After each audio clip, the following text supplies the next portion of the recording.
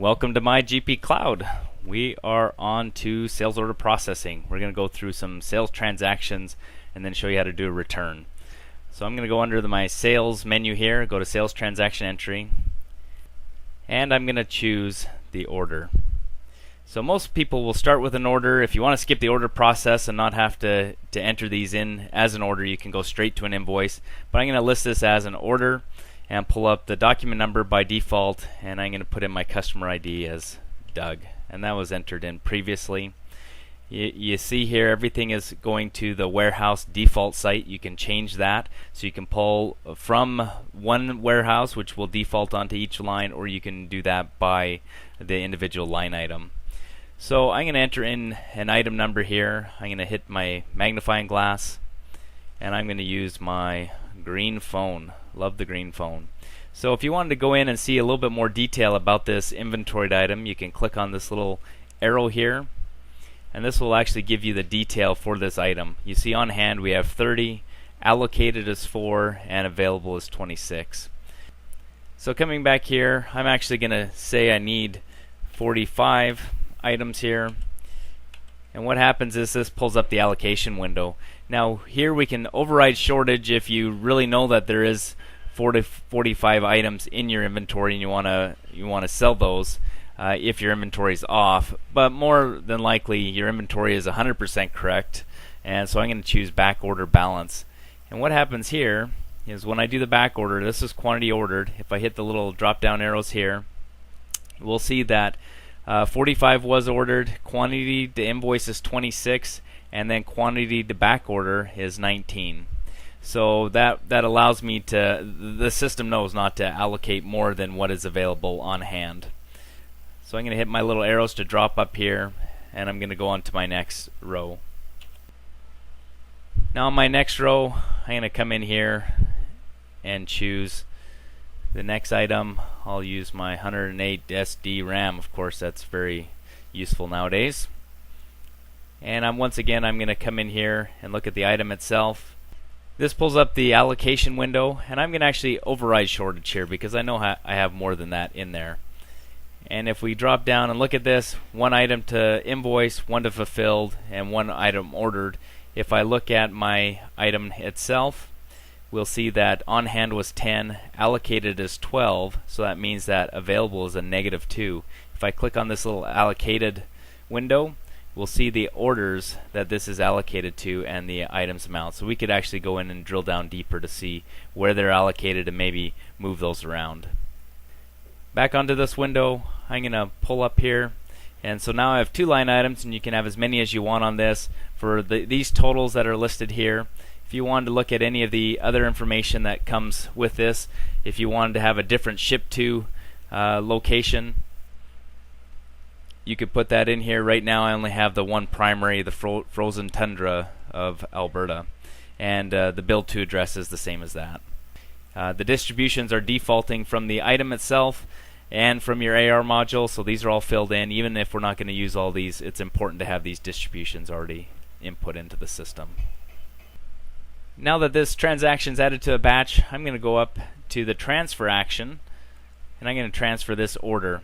I'm going to transfer it over to an invoice. I'm going to include all totals and deposits. If I wanted to create a back order for those 19 items that I had listed, I could create that, and this will actually transfer it over to a back order document. I'll just leave these on the transaction itself. And I'm going to hit transfer.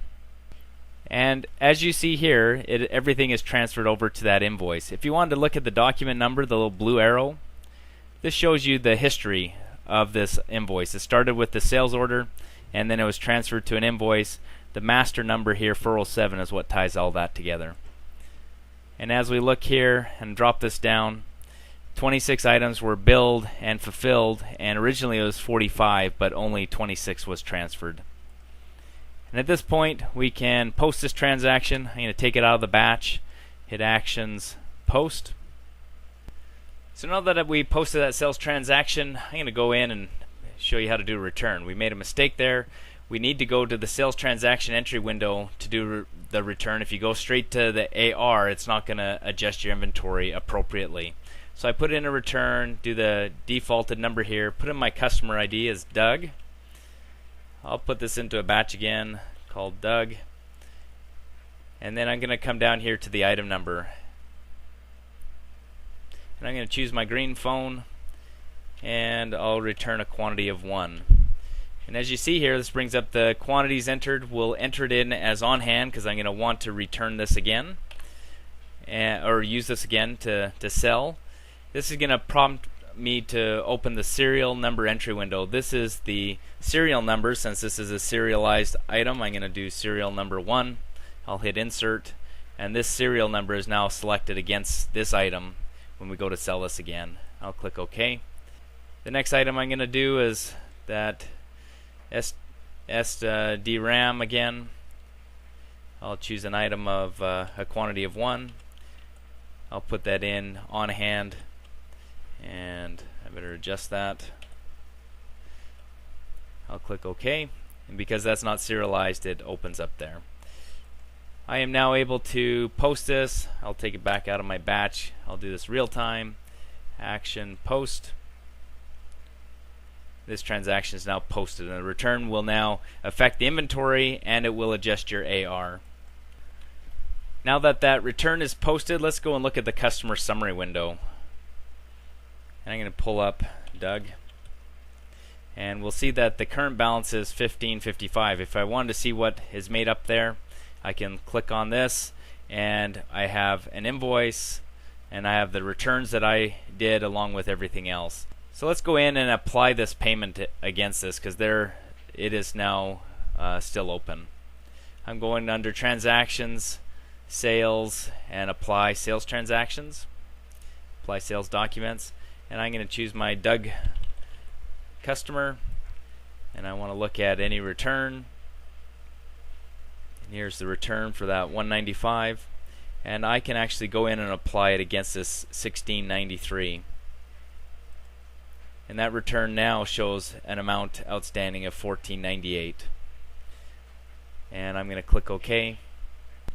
So now that we've applied that return to the open invoice, let's go and look at the trial balance. I'll do a report here, age trial balance with options. I'm going to click on new, and I'll type in a report name of Doug.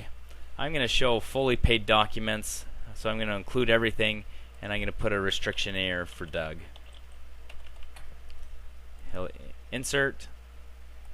I'm going to send the report to the screen.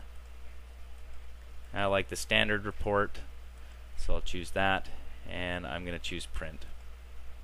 So this report pulls up the trial balance just for the restriction of Doug.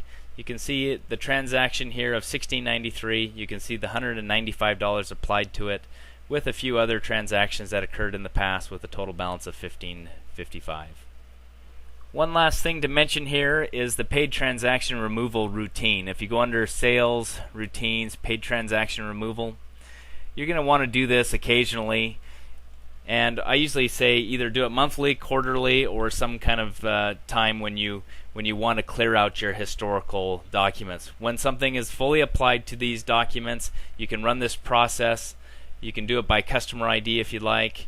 I just do it for Doug. And this removal process does not get rid of the document, it just sends the open transactions to history. Now there's a couple things that happens there. Once it gets sent to history, it no longer can be on statements. The other thing that happens in this removal process is when if you need to apply any documents or unapply, those functions will not be available once you sent these documents to history.